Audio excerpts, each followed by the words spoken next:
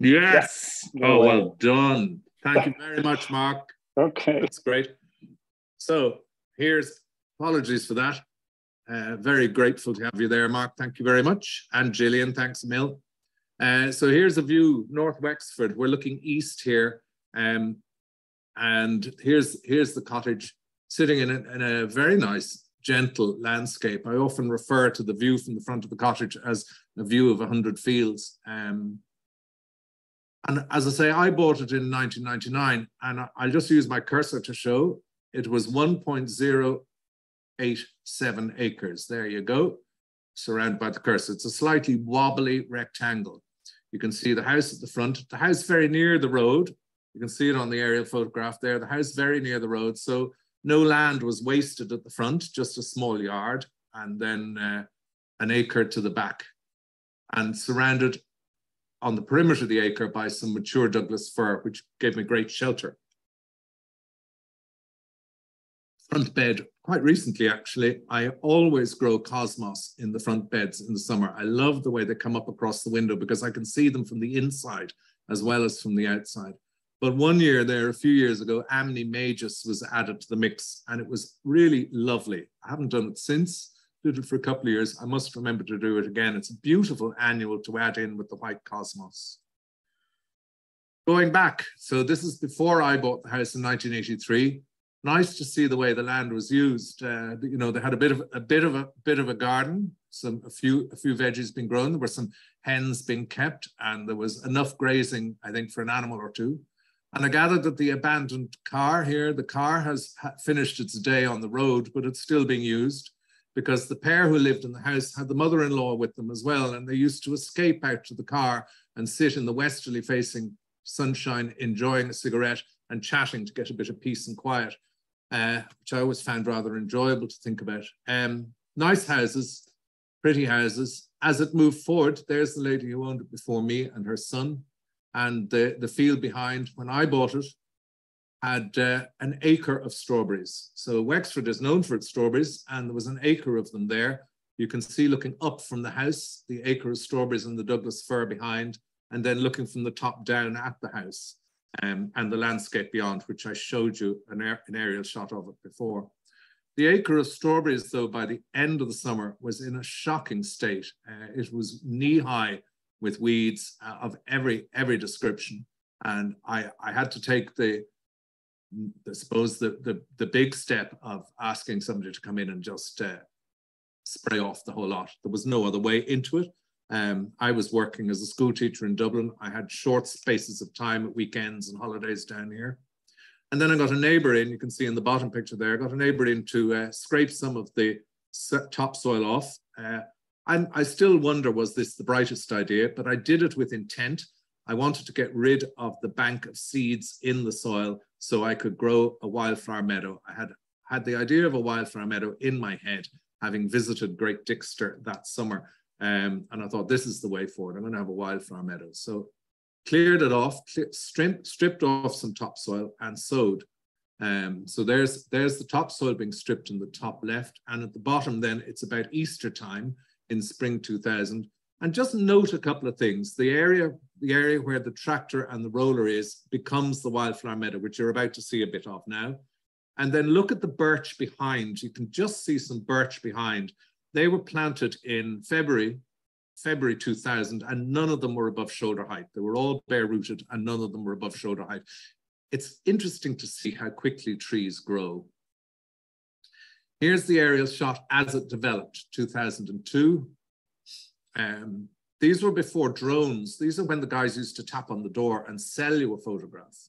You can see, I suppose my aim for the garden was to have three parts of the garden. An area near the house, which is lawn and borders, mixed borders. A middle area here, which has become a wildflower meadow, and then a further area near the top of a small woodland. As it's matured, you can see 2010, you can see how the planting is filled in. The lower section is based on sort of three broad curves, one broad curve, two broad curves, and a third curve there, kind of three broad curves. And then the middle section is more open. And then the third section, these are the baby birch trees 10 years later, getting really quite good, really maturing quite quickly. So the soil is clay-based, acidic, as Margaret was saying earlier, dries quickly. We can garden quite quickly after rain, but then on summers like this, dries out phenomenally. Been really, really dry this summer. This is more recently, 2010. You can see the center of the garden. If I go back one slide, the center of the garden here has been sort of finished up and a hedge planted. I ripped the idea of the hedge from here in the middle from Tom Stuart Smith in a lovely article he did showing pictures of his own garden. So lots of borrowed ideas. I suppose many of us do that. But taking the borrowed idea and making it work for your own situation. But he admitted when in his article that he also is a great borrower of ideas, and his idea came from those small segments in Sissinghurst, which had been carved out so beautifully by Hedges. So it was bringing those ideas to my own garden. You can see perhaps the three curves. There's one curve there, here's the second curve there, and here's the third curve there. And into each curve, something has happened. So there's a copper beech there. There's a small garden that was for vegetables. It's now just kind of a nursery garden. And then this has a nice Cornus controversa in it. So filling the space and leaving room to walk around behind it. Here's the more or less completed picture. Just a couple of years ago, a friend of mine bought a drone, and he's visited a couple of times and taken some drone shots. So you can see now, this is probably about 2019. So the garden is heading for 20 years old. This is the lower garden now with lawn and shrubs, mixed shrubs and beds. I'll talk a little bit about each of these in a minute. This is the middle bit, which is Wildfire Meadow. It's early enough in the season that it hasn't got its daisies in it. And this is the birch wood, well, birch and hazel and a few oaks. That's what's happened it. And then this is the Douglas fir boundary you can see. So I know the orientation changes of these images, but the spaces remain the same. So let's go back a little bit now to summer 2020 when I was starting to plant things. Those are the baby birch in the top left. The middle bit is the Wildfire Meadow, which I have a close-up beneath. Oxeye daisies, red clover, quite a lot of bits and pieces. I got the seeds from wildflowers.ie from Sandra Coffolo. I remember warning them in work that I had ordered a lot of seed, and to have the sack truck ready. And if they could do me a favor on a Friday evening when it arrived, because I'd be teaching, if they could pop it in the boot of my car, I'd be really grateful. So the lads down at the front desk in school were waiting for it. And they were smiling when I came down at 4 o'clock and handed me a packet about the size of a small bag of porridge. The seeds are used very sparingly in a wildflower meadow, I discovered. I mixed them, in fact, with a little bit of sawdust so that you could spread them, and then broadcast them by throwing them gently into the wind and watching the seed disperse as it comes back on the breeze. It was really lovely to do it. But the seed is, yes, the seed is expensive, but you can see even in year one, there was a bit of a result. And as it's matured, it hit a kind of a heyday of daisies in particular for a long time. From sort of after the first couple of years, a lot of the other species became less dominant or disappeared, and the daisies clearly loved it. So oxeye daisies predominated for years and years.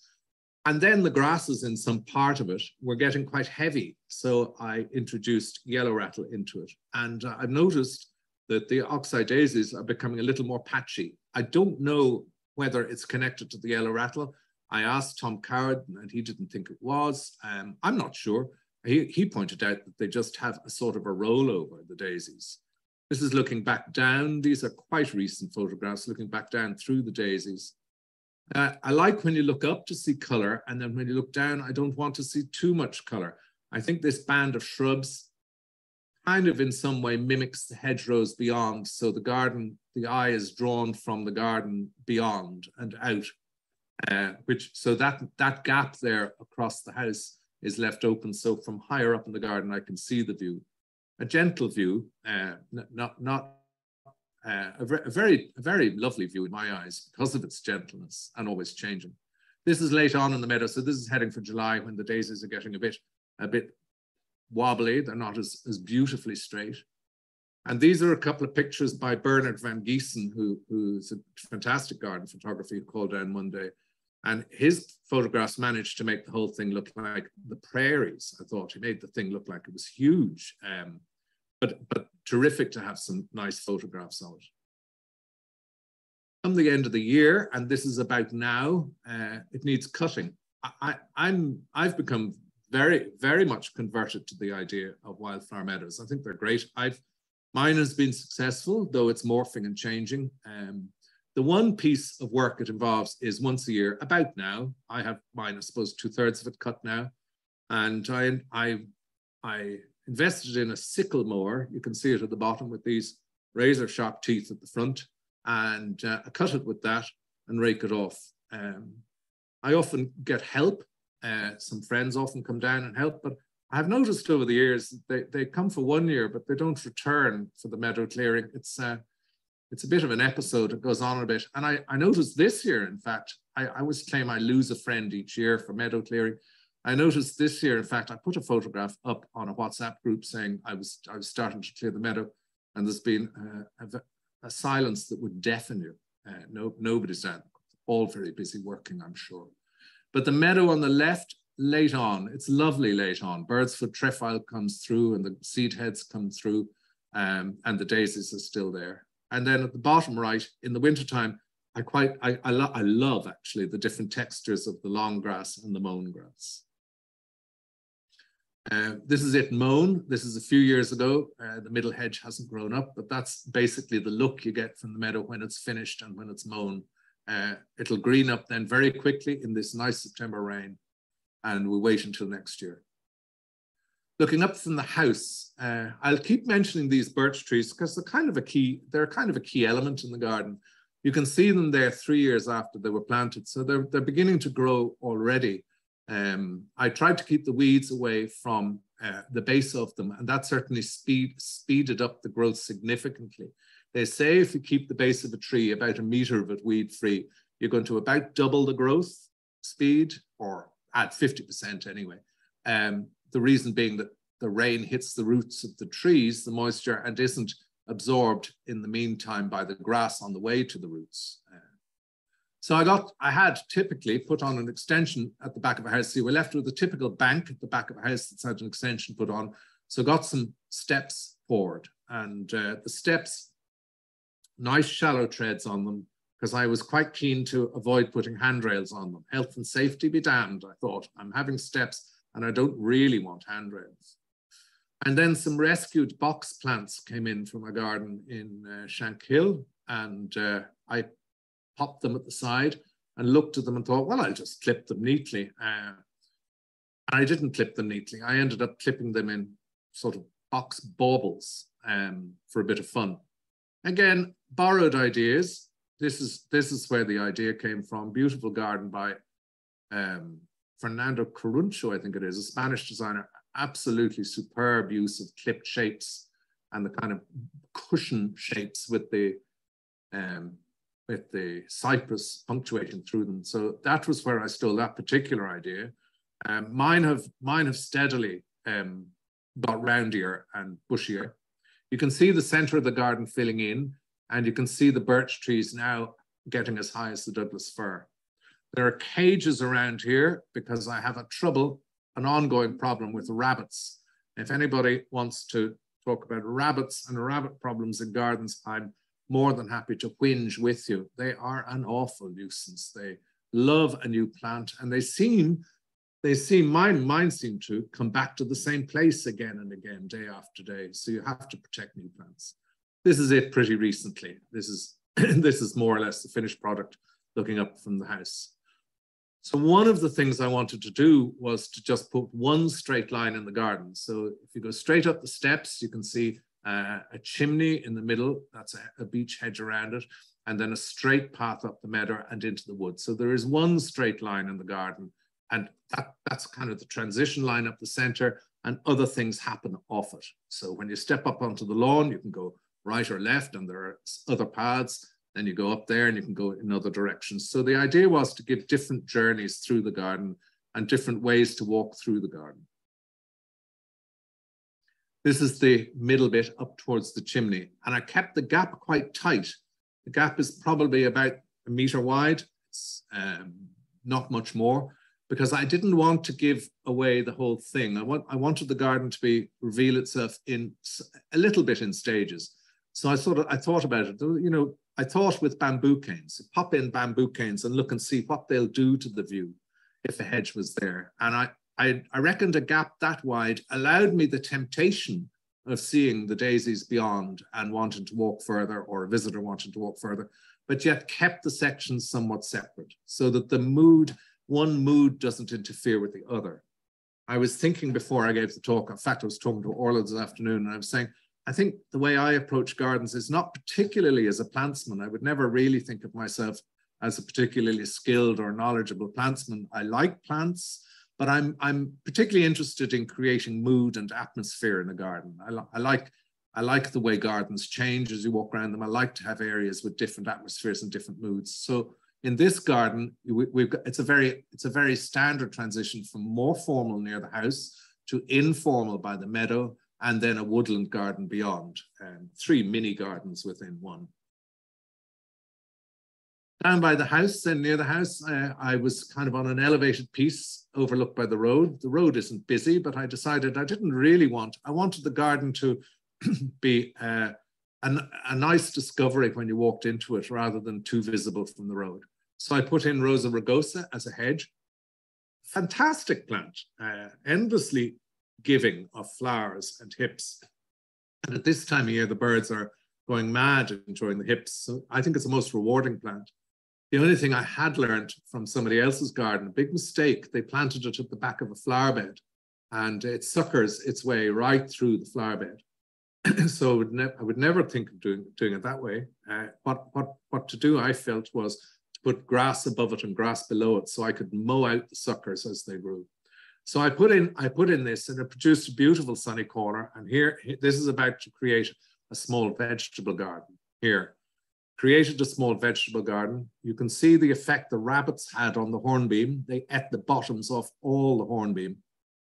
And in the background, a lovely rose, Kiftsgate, big rose. There's a lovely saying about Kiftsgate. I've often used it.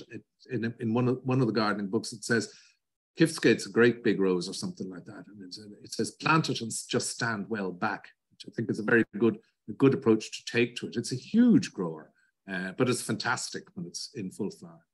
And I had a little gate sitting in a shed, and I got that and a piece of granite and put in, this is hornbeam actually, this hedge, and grew vegetables for a couple of years. But everything savaged the vegetables as soon as I turned my back. Pigeons, slugs. The rabbits didn't get in because I had a bit of fencing, but I gave up. I now use it as a nursery garden. I was thinking about gates when I put my gate in, and with notions of upperosity, I was thinking, I always loved that gate in Airfield that Jerry Pullman made. It was always very attractive. I loved the classical vase in the middle and then the fish underneath and the cobweb on the left. I think it's very clever. It's delightfully wacky. And I was thinking 2 weeks ago, Tom Coward showed us a beautiful gate of alliums in Gravetie as well. You know, using a gate as a small ornament or something to catch the eye in a garden, it's a very nice idea. It can be functional and it can be attractive. Here's a gate to be reckoned with. Some of you might know where this is. It's something else. It's a dragon, and I rather love the 2 punky baby dragons here with the nose rings in them. I even wonder when you ring the doorbell, does it shoot fire at you? And even the light, even the security light has a look of sort of Batman about it. Oops, go back one. It's a house that was owned by somebody in the film business, which I think makes sense of the gate. It's fantastic. A piece of extreme art, great fun. Anyway, back to my garden. The rose hedge, the Ragosa hedge there on the left, was blocking my view of the fields.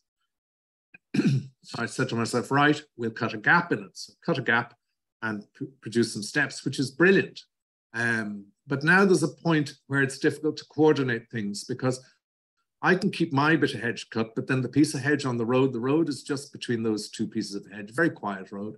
I'd like that piece of hedge cut more or less the same time I cut my hedge, so I can see right over. That rarely happens, the coordination. And then this bamboo, which was a mistake, it didn't ever look right in the garden anyway, but it was beginning to block the view even more. So the bamboo went, thank goodness, and that was an effort to get that out. The bamboo went, and occasionally there are moments when my hedge and the hedge across the road are cut at the same time, and the view is beautiful. I got this little font from a local guy, Niall Deacon, who carves boulders and puts holes in them. I just like to put some little focal point into the view. And this is my hedge from the roadside. It's that awful dusty Linissera hedge. And I tended to just allow it to cut in mounds and humps and hollows, because I thought it looked sort of soft and natural and suited the landscape.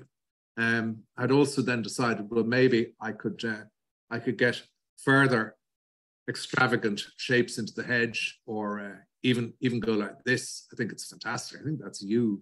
But I had cut these lovely curves into my hedge, and it's actually harder to cut curves into a hedge than to cut them straight. And I came down to the house one day, and my neighbour had very kindly cut the hedge on the roadside and had turned the tractor around and straightened out all the humps and bumps I'd been growing in my side.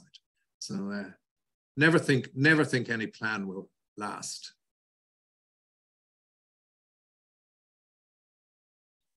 Here it is. In fact, you can see it there. You can see the flattened hedge. The lumps and bumps have gone. So there are moments when the hedges are cut and I get the view. Now the bay tree is coming up into the view. And this rose is Paul's Himalayan musk. Again, I thought, oh, that'll be beautiful coming through the hedge. Sure, after a few years, it nearly pulled the hedge down. It's another huge grower. So it has been banished to another point in the garden as well. Up the top of the garden, I like using hedges to make shapes. So up here in the top of the garden, then some years ago, I put in a small yew hedge in two half circles to create a space, just a piece of calm at the top of the garden, which I liked a lot. I liked the fact you just came in one gap. You were in a calm space for a little while, and then you went out onto the other side. However, I did realize after a while that it was in the most damp part of the garden. And that seemed to me a bit of a waste. And yew hedge doesn't particularly like the damp.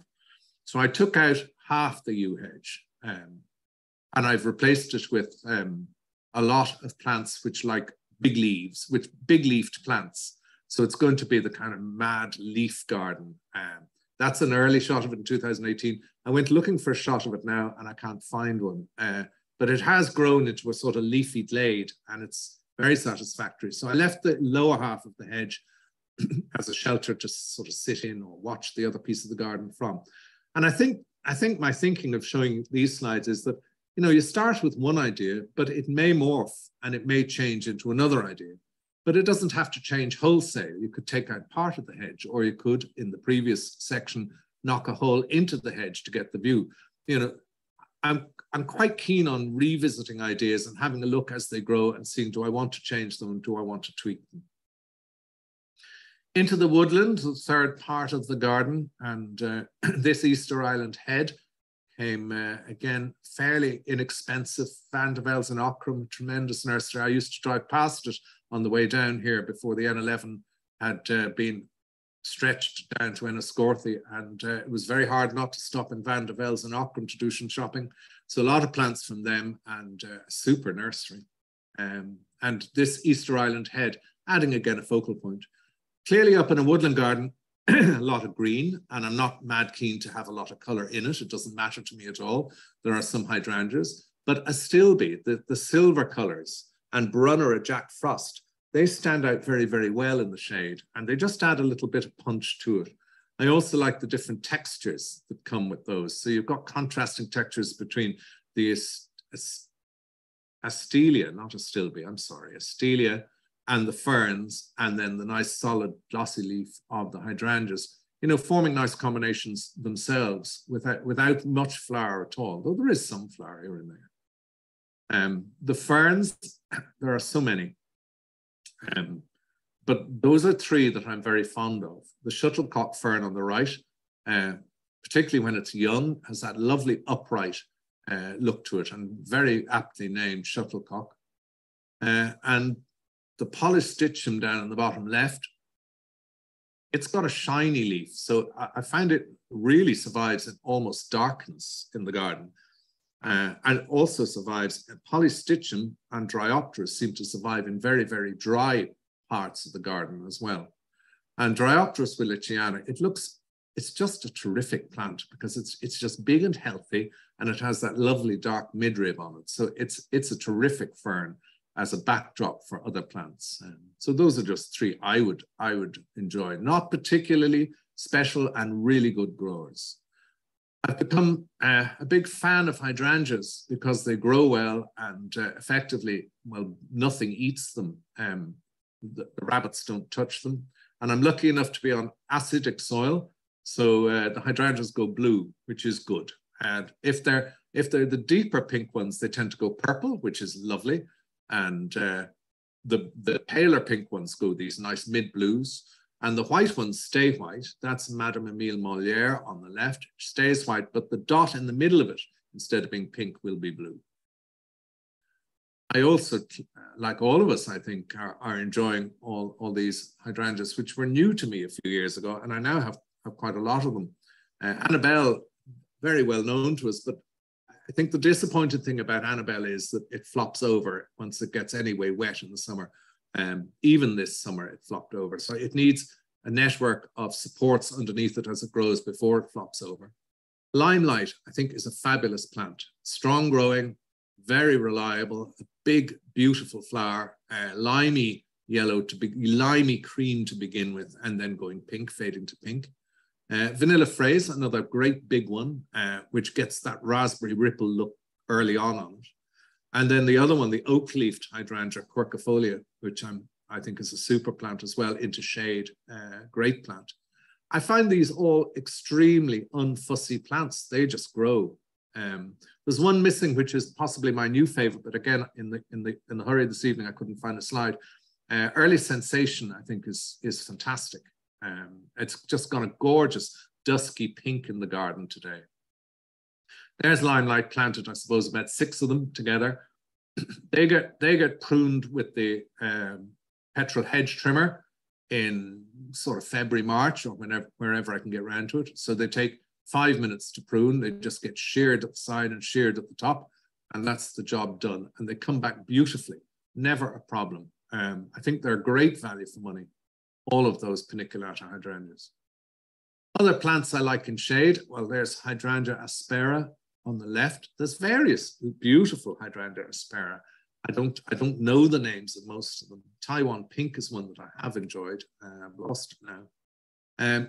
Standard Galanthus are just fantastic because they split and spread and split and spread. Mine came from 2 handfuls from a garden in Donegal 25 years ago, and now I've oceans of them and have, you know, joined the pleasure of giving a few snowdrops to somebody else with a new garden. And then a geranium I wouldn't be without, Geranium nodosum, which grows in dry shade. I think all of us are looking for plants for awkward spots. Geranium nodosum is very pretty, it's quite delicate, and it doesn't look like it should grow in dry shade, but it grows beautifully in dry shade. That's a nice dark form. It's variable when it seeds, so that's fine. You'll find some darker and some lighter ones. Oh, I thought I'd taken those out. This is the swing. There was a corner of the garden with nothing happening. So I was at Bloom one year and I saw this blue swing on the right, and I thought that's a clever idea. I like the style of the cut timbers. Not so sure about the gravestones behind it. They're a bit controversial in my eyes. But I like the swing, so I borrowed or liberated the idea of the swing and attached it to an oak tree. And it's brought something to that corner, and it's sort of designed appropriately. It looks right in a country garden. It doesn't look like too much of an imposition, and it's a very nice spot to sit in. I also have kept glimpses out of the garden. I think it's very important to be able to see the surrounding. I mean, the front view is the pretty view, but then there's a side view out here to Kevin's sheep next door. So I've kept what I sort of think of like postcard views out of the house. So you are out of the garden. So you are connected to the neighboring countryside a bit. It isn't all hedge. There are hedges, but it's nice to be able to be drawn, the eye to be drawn out. And that's a snowy photograph from a few years ago, looking from the wood down to the house, again, leaving gaps so that the house is visible at certain points when you look down. Not always, though, the sheep, sometimes they don't stay in the field they're intended to stay in. They have been known to visit. I always think sheeps look at you like questioningly. What on earth are you doing there? This is our place. And this one amuses me because they're just waiting to get in and sit down and watch the telly, as far as I can see. They right down by the house, not a bother on them. I had a visit from sheep one day before Foxrock Garden Club were due to visit one summer afternoon, and the sheep got in the day before. So I was seen late at night out with a bucket and a trowel picking up the remains of the sheep. I don't think anybody noticed. If anybody is there from Foxrock who was visiting that day, I was in a terrible state when I found the sheep in the garden the day before you appeared.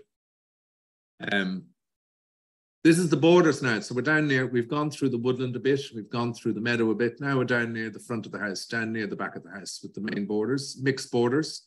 Again, this is a few years ago. It's morphed a little bit since. The Dublin Bay rose in the foreground, Rosa versicolor then next. In the middle there, further on, Sally Holmes, another lovely rose. And this is it in June, perhaps. This is it now into June, July. One of the grasses I'm most fond of is Calamograstus Carl Forster, this one. I like the fact it grows quite vertically, so it doesn't take up a pile of space. And I like the fact it's high, nice and early in the season. So this is sort of late June into July, and Calamograstus is well up, which is great news for me. A lot of grasses are much later, but this one gives height. I think airy height, light height is necessary to give scale to a bed. And these do it beautifully. Needless to say, no staking either. And the other piece of airy height I'm fond of is, excuse me, Thalictrum ellen here at the back, tall, mauvey Thalictrum. Again, 8 feet high perhaps, no staking, a tremendous plant. Repetition is pretty important, I think, in any bed. So the Calamograstus are dotted right through it. Stachys here, or lamb's lugs at the front, are dotted along the front. Nepeta, Walker's Low, a misnamed plant if ever there was one. There's nothing low about it. Along the front as well, repeated. And then I like a bit of punch. So perhaps daylilies, Hemerocallis, or this rose, the one I mentioned earlier, Sally Holmes. To give a little bit of, but there's no great color schemes, maybe more pastel colors one side and slightly more acidic colors the other side. Some combinations, when they work well, I think are just well worth repeating. So there's Nepeta, Walker's Low, and the Stachys, and that's repeated quite a lot. They both give impact for a long time. That was a geum, which is replaced now by Totally Tangerine. Totally Tangerine is just the most floriferous geum you're going to meet. It's fantastic. Here's again part of this lower these borders down in the house. So Hemerocallis, phlox, nothing very unusual. I like euphorbias. So on one side where it's a bit pastel based, I don't allow these acidy colors in. The acidy colors stay with the oranges and the reds on this side of the bed. So that's probably the only division in terms of color. Blues go either side, they go with anything. Greys go with anything. Nice big Agapanthus coming up here. And the backdrop of a copper hazel, which is very nice. So very simple plants. I'm interested more in the combination and the look of it rather than a collection of plants. That's a very pleasing image to me. Later on into July and August, then there's a great dahlia. That's Dahlia Purple Gem. I think dahlias need to be able to stand up to the wind and rain. This year they were rather disappointing. They got too dry. So they didn't flower particularly well. Persicaria, another, again, plant possibly considered a bit of a thug by some, but you'll find yourself buying it annually at an RHSI plant sale, and you'll know where it's come from, because I divide it and pot it up. I think it's a terrific plant. It just needs to have manners put on it by lumps being chopped off it regularly.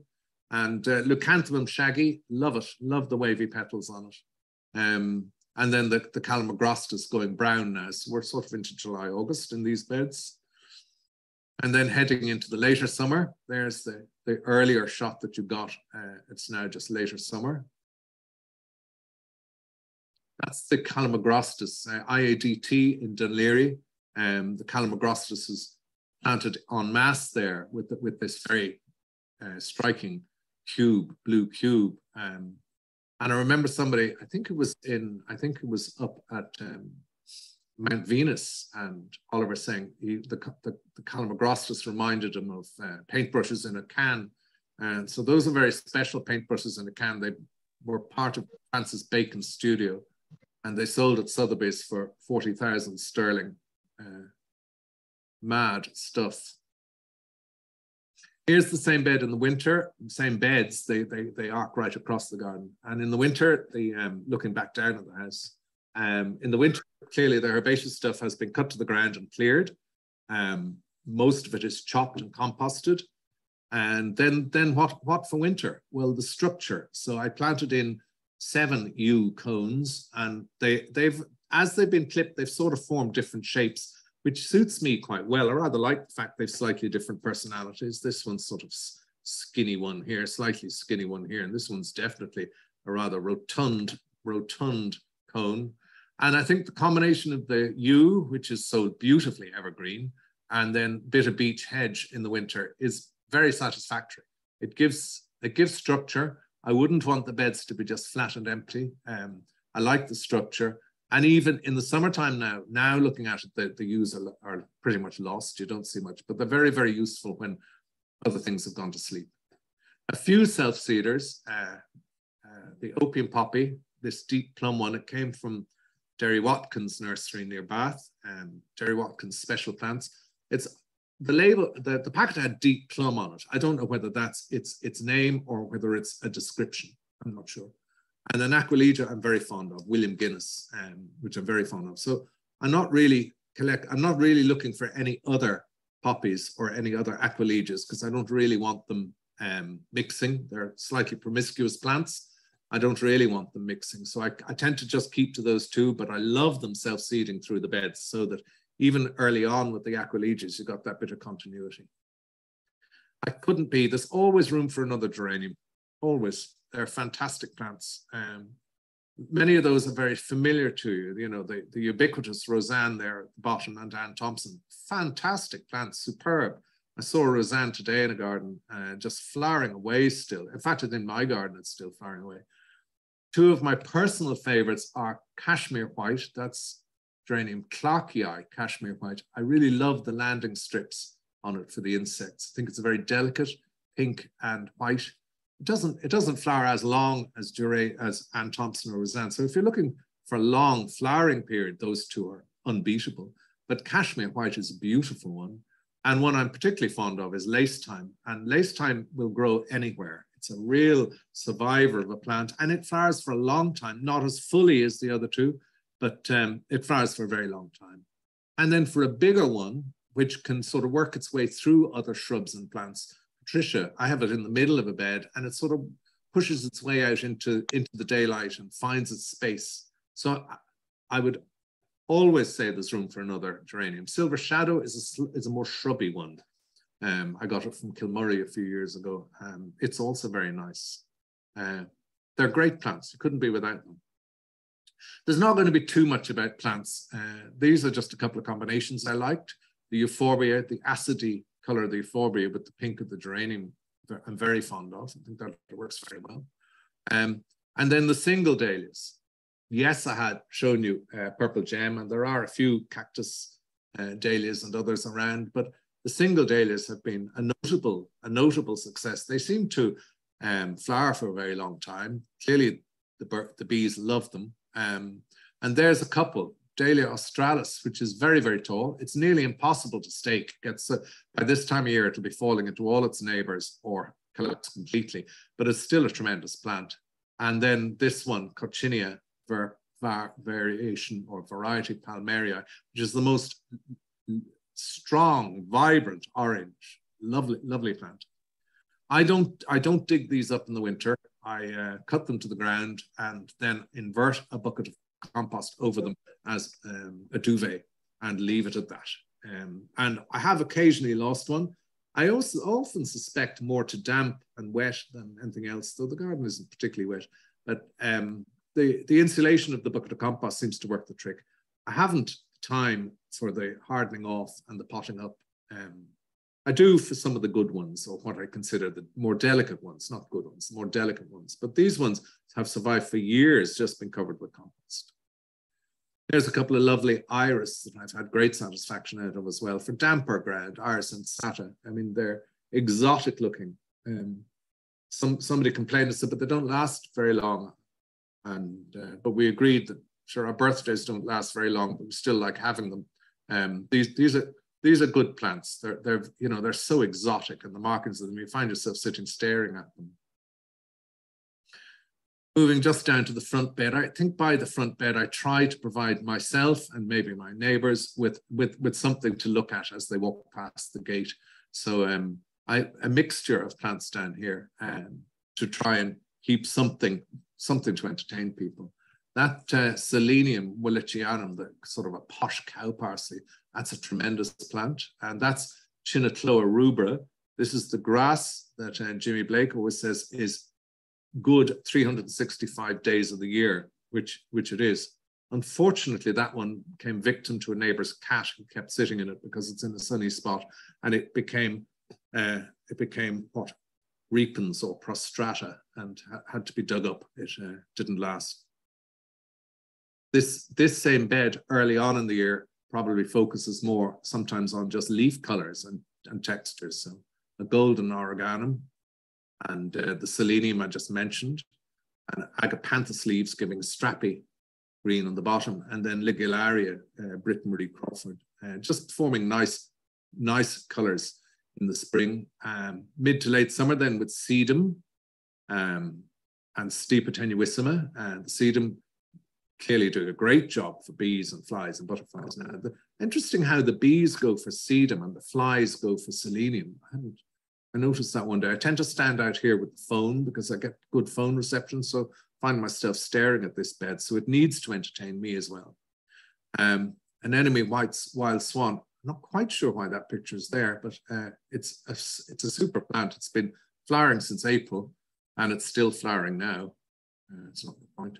Oh yeah, I know why this one's here. I love those coffee table magazines talking about grasses and winter structure and the speckle of the shine and the sheen of the frost on the grasses in the winter.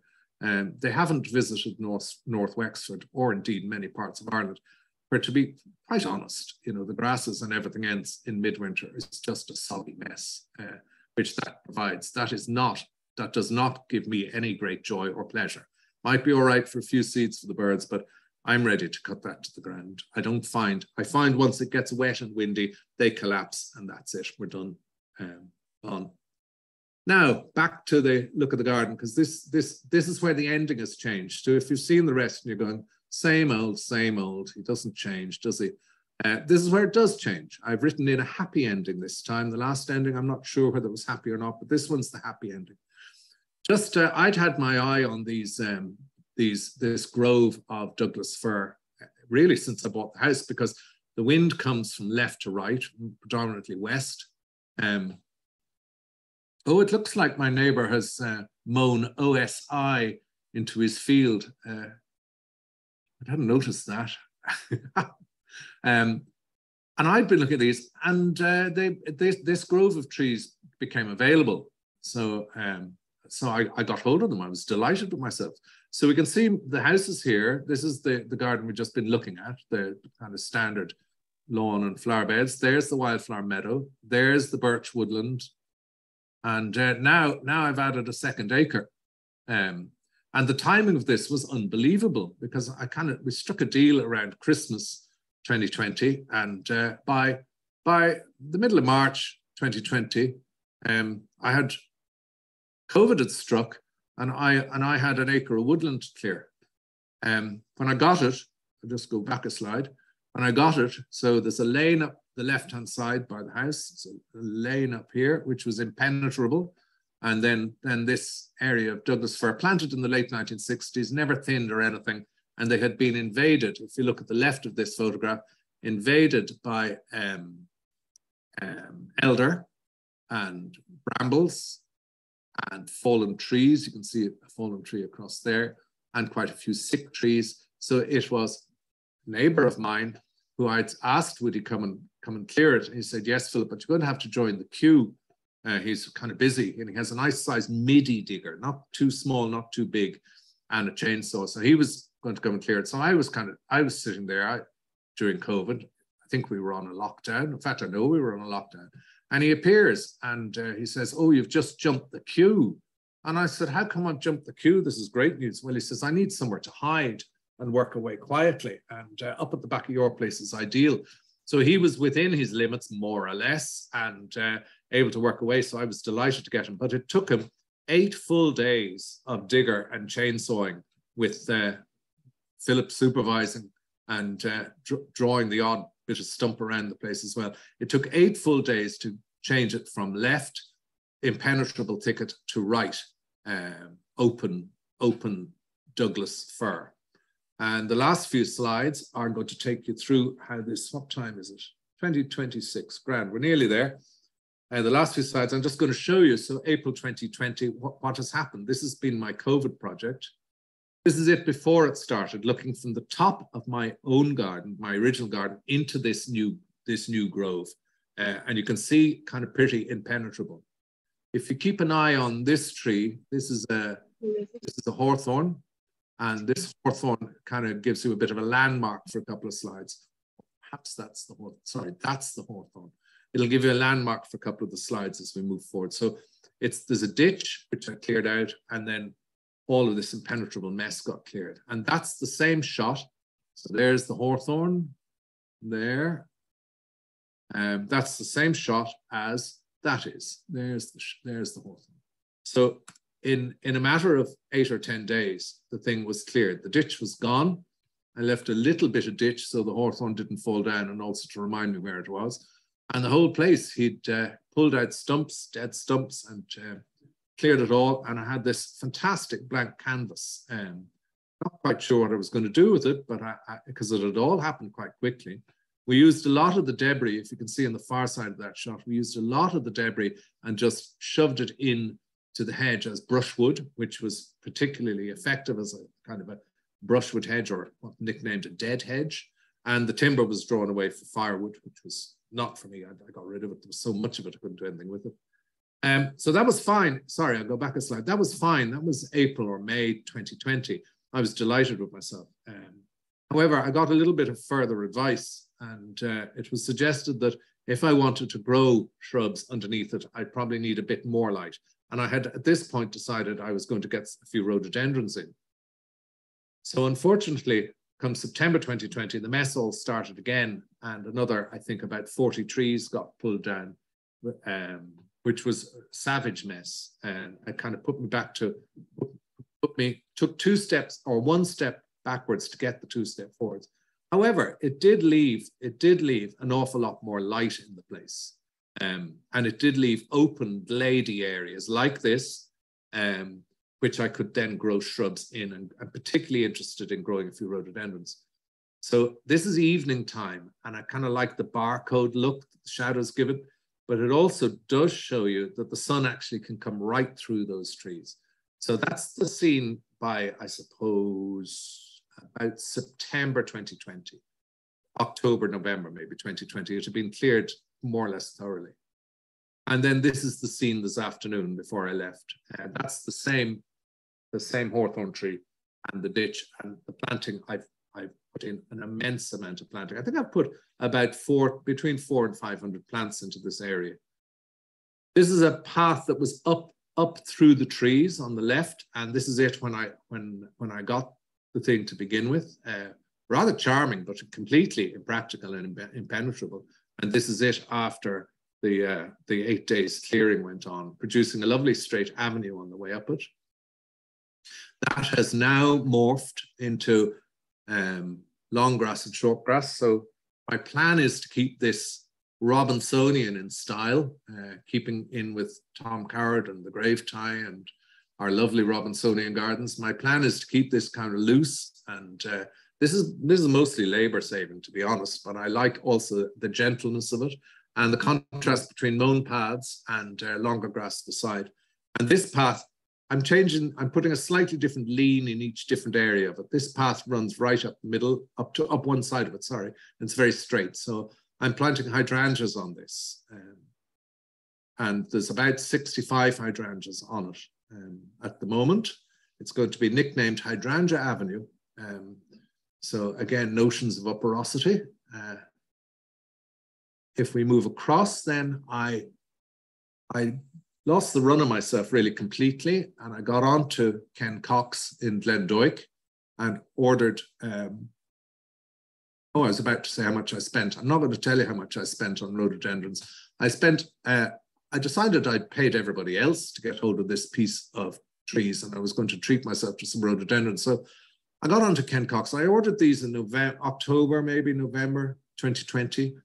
And they got stuck on a quayside in Scotland in a box, 2 boxes, in fact, for about 6 weeks. Nothing happened, and I couldn't track them. The track and trace doesn't work until it lands in Ireland or something. They were in no man's land with Brexit looming, and I was getting very worried. And a week before Christmas, or 2 weeks before Christmas, mid-December, they appeared, and I was having lunch with friends, and I got a text on my phone to say they'd appeared, and I drove down to Wexford to collect my precious cargo.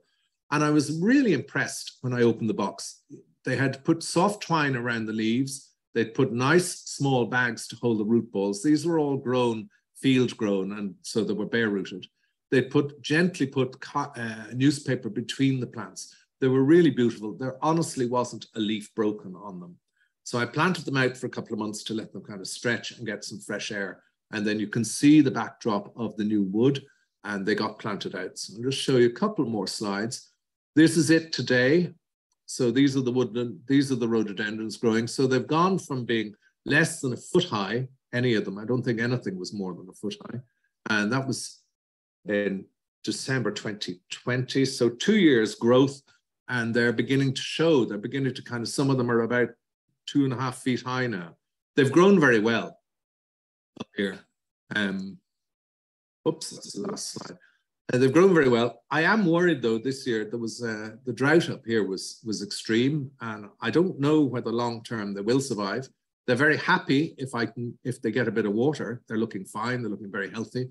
Whether or not the roots of the trees draining too much out of this area will be more than they can cope with, I just don't know. I'll be sad if they don't make it, but you can see in the background, I'm planting an awful lot else. Fuchsia and beech and holly and different viburnums. So I have got a kind of a backup plan, and we'll see what happens. So last slide then is that the top of the new piece of the garden, I get a view of Mount Leinster. That's the edge of Mount Leinster with the frost on it.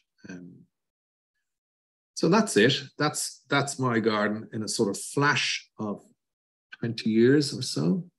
I'll just stop sharing now. Please ask questions or unclick and make comments, with apologies to those of you who've seen that before. We hadn't many options. I'm going to use a lottery process of the members to just pick a name next time we're let down at short notice. And, I'll be on the phone to one of you.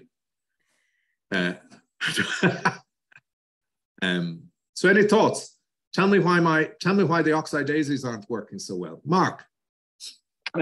I had a question really around I was going to ask you about the wood before you got onto it, because I was wondering whether you owned it or not, and whether you just had left it or over the years, and whether it really annoyed you if you hadn't owned it, that you couldn't do anything with it. But I think it's what you've done is exactly what I would have thought of doing, you know, if I had have owned it. So you don't think the windbreak was that critical really in some respects, or do you still think that's important?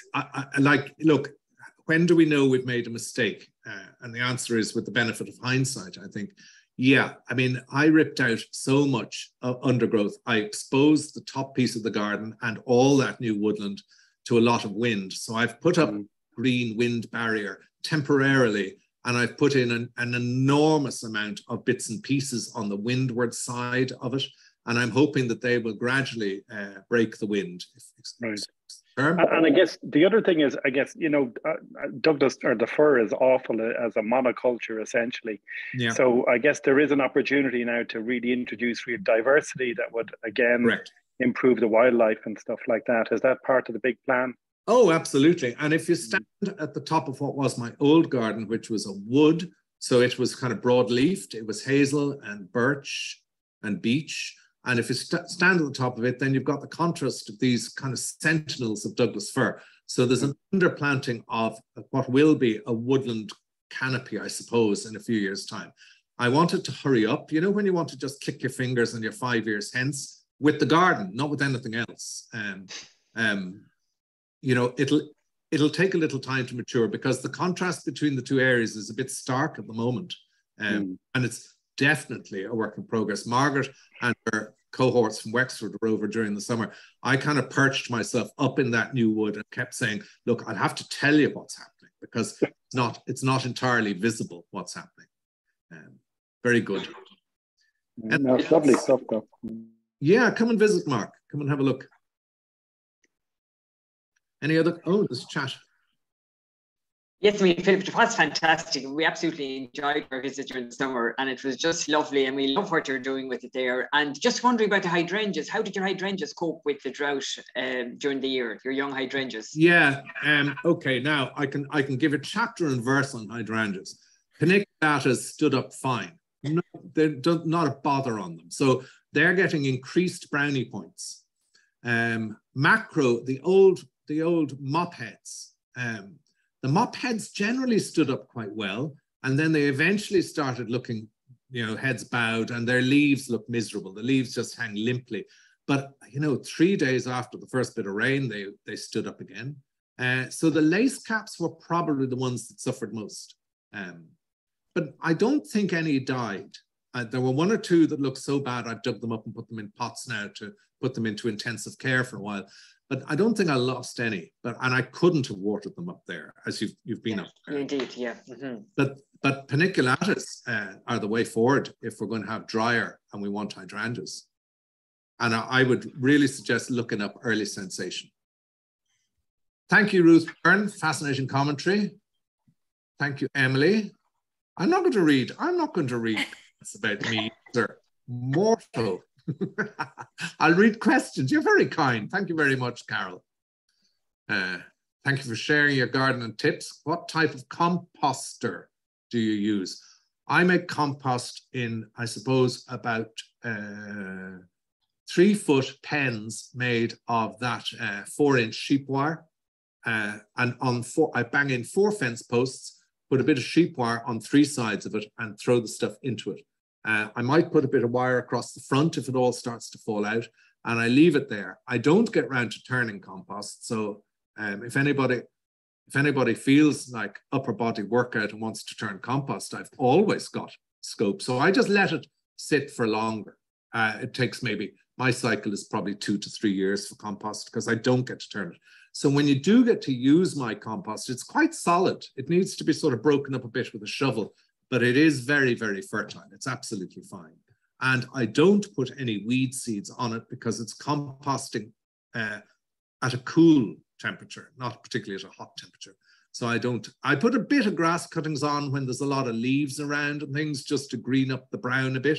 But most of the time, the big time for compost for me is when I cut the borders down. I pile the stuff up and I get the petrol hedge trimmers at it and I chop it like cutting cake. The hedge trimmers and chop it into sort of few-inch long pieces and pile that up with a bit of grass clippings. And, you know, at that stage, there's leaf mold, there's leaves, there's a bit of grass, there's a bit of everything. I also find when I'm making compost, when I'm using leaves, I often rake up leaves the lazy way. I use the ride-on mower and I collect them. And I actually find that very beneficial because you've got a bit of green going in with the brown and everything getting chopped up together. So my composting is the lazy man's way, and it works okay. Works fine. I'm not a textbook composter. Any other questions there? Thank you very much, Marcella. Thank you, Bernadette. Parnellite cottage. Thank you. I love the cottage. Yeah. Thanks, Mark. Thank you, Renee. Renee is down in Belfield. Hester. Gosh, Hester, that's a very long one now. So much new ground, so it's wonderful to be able to work on a new project. It certainly is. The meadow, cut the meadow here last week. I found a lot of work. This is a community 1.5 acre in our front area. I know indeed where it is. You're right, everyone disappears around meadow time. Yeah, the whole talk was a breath of fresh air. In fact, I'd say if there'll be people getting back in touch when I post the photograph of the meadow finished. Yeah. I don't mind. I used to get into a fuss and think it all had to be done in an urgency. I don't do it in an urgency anymore. It just happens when it happens. It's been really easy in the dry weather. Thank you very much. Gorgeous garden. Thank you very much. Nice to see the family. Yes, it is. I have two like before and after pictures. Talk which we've not heard before, a no nonsense approach to gardening. Well, thank you, Martin. Absolutely. No, I haven't time to faff around, not alone in gardens. Thanks, Claire. Nice to see how the garden's developed. Margie, thanks. Hope you're a partner garden with the RHSI. That'll be a while. I'm not up. No drop in numbers watching your talk, Philip. Thanks, Lynn. Thank you very much. Any more questions? Tackling the dominance of the trees is an inspiration. We use a strimmer to chop the compost. Aha, a strimmer, good idea. I might have the strimmer at it. That'd be like kind of a food mixer, really, wouldn't it? It'd be going all over the place. What soil do you have and where does your garden get the sun most? The soil I have is slightly acidic clay with a lot of sort of shale in it. So instead of gardening with a soft spade, you garden with a hard mattock to make holes. You put the mattock at it to get the hole and then you widen it with the spade. So but that means also it's very fertile. But you have to mix compost into everything. It's too hard and it dries too quickly. Maybe that's partly because I removed a bit of topsoil to begin with. But it definitely needs the addition of compost. But once you get compost into it, it'll hold the water better as well.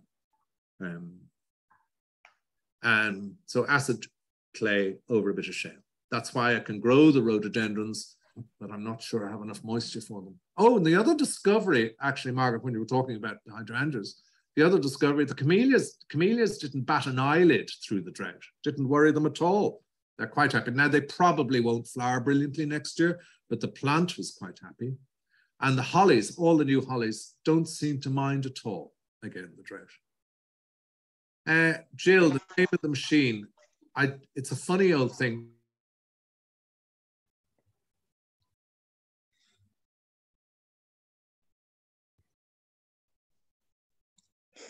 I think Philip is frozen. I think we've lost Philip, have we? Mm-hmm. And let me see now.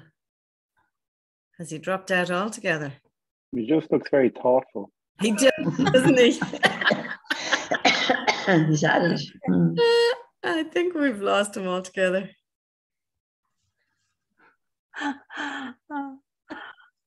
Probably trying to get back in. Give him a minute. Give him a minute. He might get back in. He might. I don't even think he's down in Wexford. Sure, he's not. He's in Dean's Grange. Yes, he said he'd gone back up. That's right. It is. A fabulous talk, anyway. Yeah, isn't it? Yeah, it was a terrific talk. It was a fabulous talk, yeah. And in fairness to Philip, he did that like literally from this afternoon. So, you know, I mean, my God. Yeah. God, he has nerves of steel. It is a fabulous garden. Has everybody been down to see it? And yes. If you haven't, Yeah. Can anybody remember when the RHSI went down? We went down in a coach. Can anybody remember what year? because great changes. Yes, Valerie was there. Really? Wow. When was that, Valerie? Maybe has she gone? She might have gone too. Yeah. My gosh. Well, it is incredible to even watch, Yvonne, how it has changed over the years, isn't it? Absolutely. Wonderful. I enjoyed every minute of it. Yeah, super. Hope he can hear us. Oh, well, listen, I'm still recording, so he'll hear all the nice things we're saying about him afterwards. His lovely box in the front. His lovely idea on the box in the front. Noreen, I initially. Agree. Isn't it? And honest to God, wouldn't you call that next door neighbour who cut I copied that from him, and honestly, it's terrific because it means that it's one area that's always right, if you know what I mean. Yeah. You only cut it once a year. It's really good, really good. Here he is on the phone. Yeah. Hold on a second. Hi. So tell him, well done. Really well done. Oh, we're all chatting about you, saying how wonderful you are. So. Yeah, no, I can't hear you at all. Do you want to try and maybe come out of it all together and come back in? Yeah, that's probably the easiest. Would he like a break? Never can come. Oh, do you know? Even, do you know what you do? Close down the PC and close it down and start back up again. No.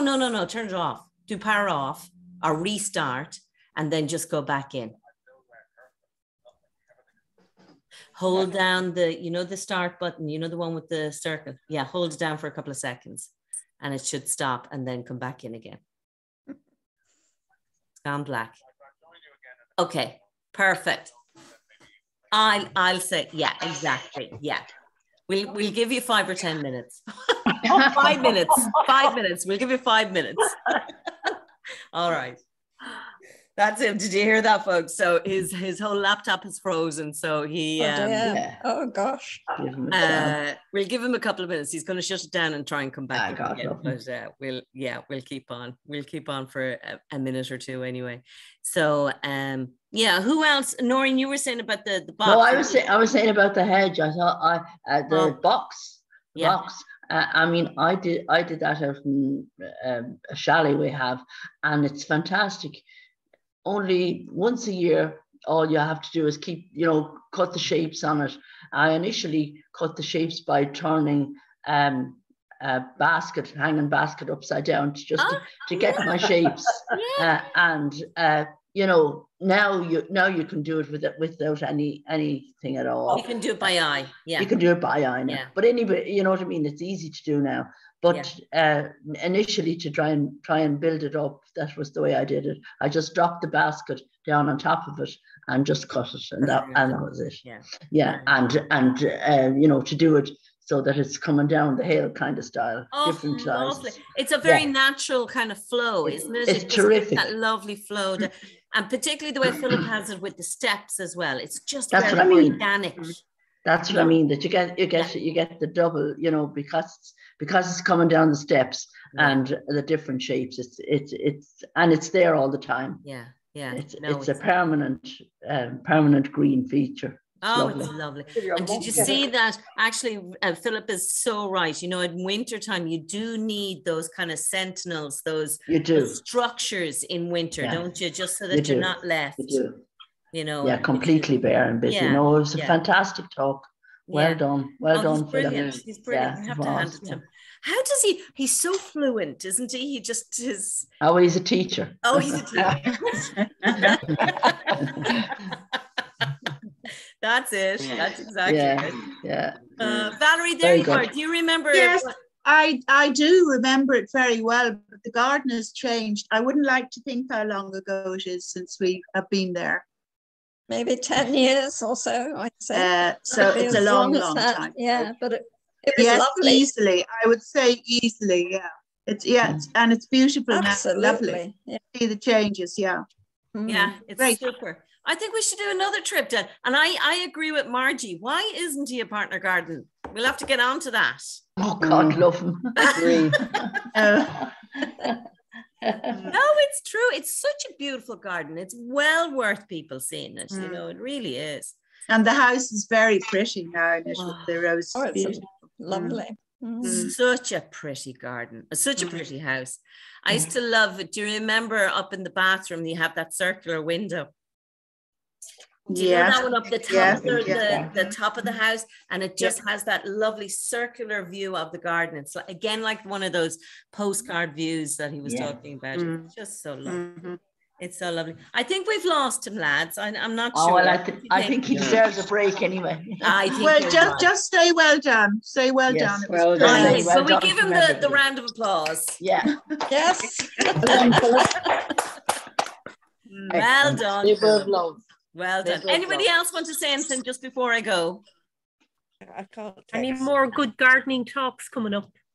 Oh my gosh. Well, we're going now in a minute. Now that you said it to me, Mags, I can't think of one, but they are actually all on the website. They're in the events section of the website. Great, brilliant. So have you any in Wexford, Margaret? Have you any good talks coming up? Oh, sorry, Mags, that's a great idea. Yeah, we have Rachel Darlington next on Thursday week.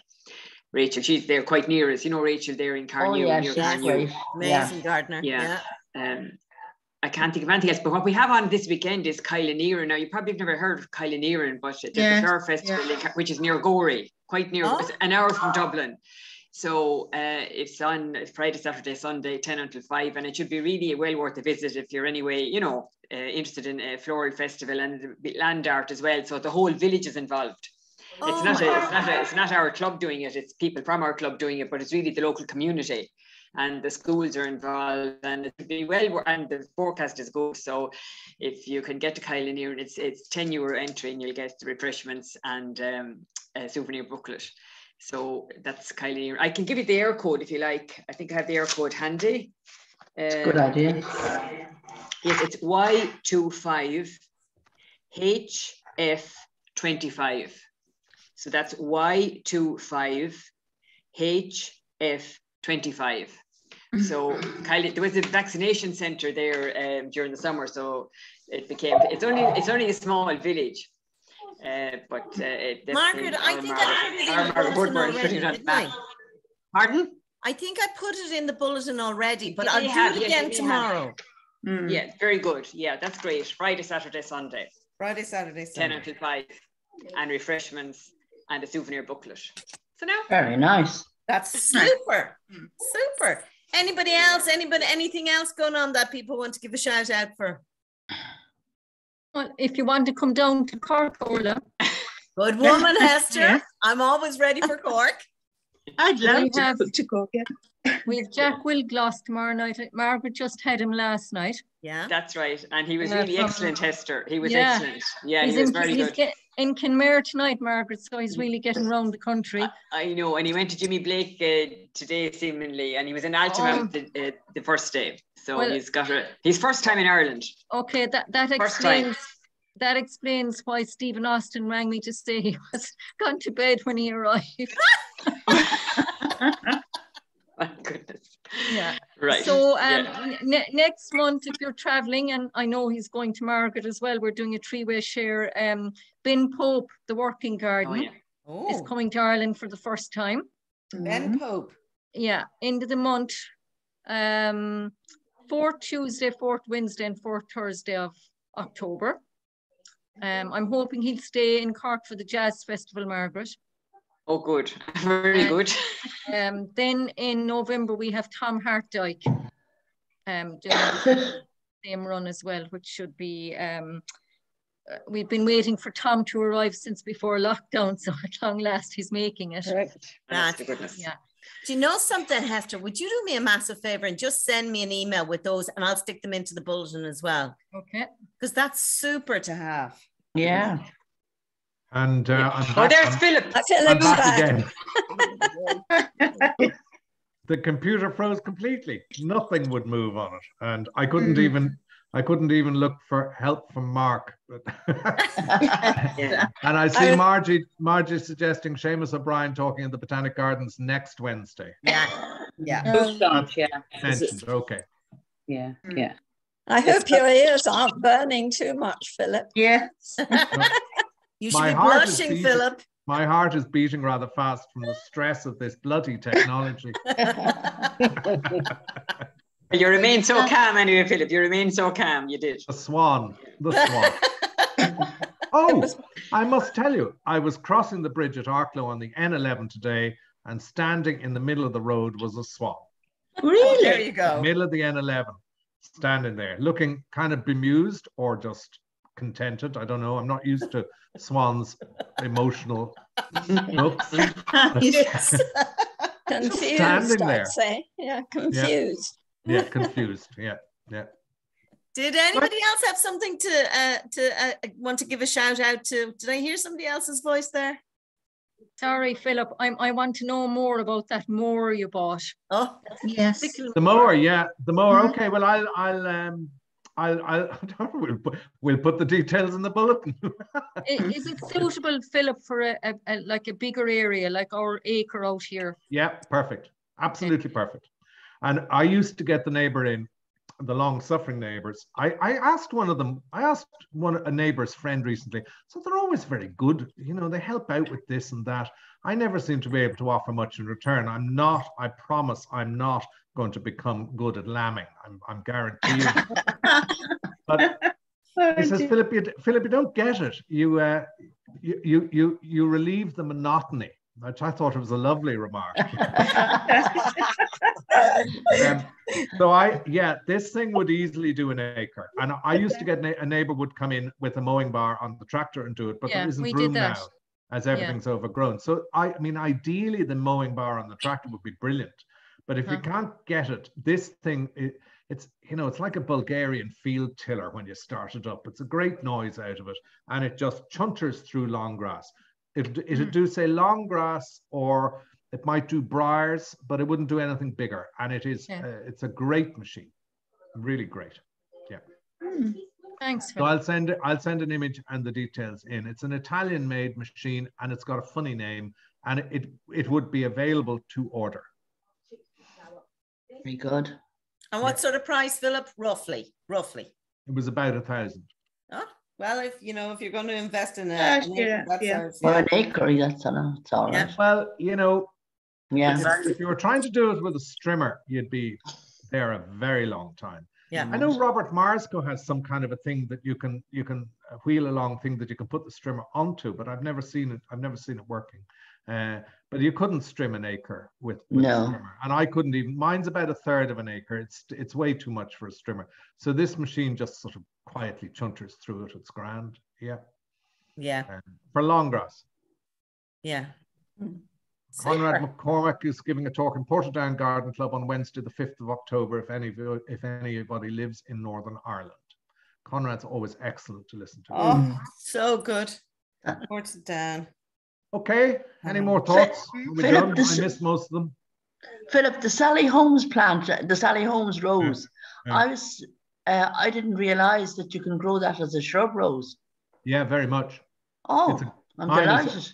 Mine is about a 6-foot shrub rose. It's in the middle of the border. Yeah. So I don't want it too small. Yeah, sturdy and everything. Great rose. Yeah. Flowers freely. One disappointing, no scent. But but it repeats flowers all the time. Yes, it goes on most of the summer. Yeah, brilliant. Great plant. And have you grown it from cuttings as well? Have you tried cuttings? No, I haven't. No. Have to do that. But it is available. It's available for purchase. It's not particularly difficult to find. A bit of hunting around. But Murphy and Wood in Dublin would have a good selection of roses over the winter. Thank you for an excellent talk. Thanks, Noreen. Thank you. It was brilliant. Really good. Yeah. Thank you very much.